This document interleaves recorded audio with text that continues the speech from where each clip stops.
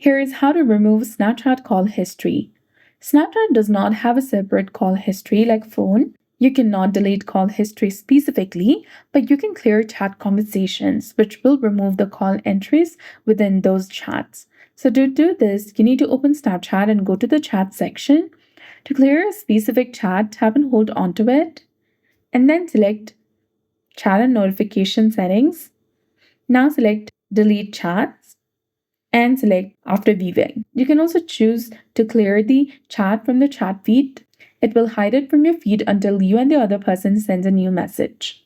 And you can also set messages to automatically delete after viewing, 24 hours after viewing, or 7 days after viewing.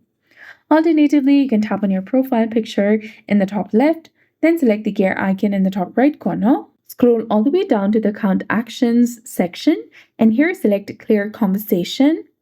And then select this cross icon beside the specific person that you want to clear a conversation for. So that's it. I hope you found this video helpful. If you did, please like, share, and subscribe. Thanks for watching. We'll see you again in the next one.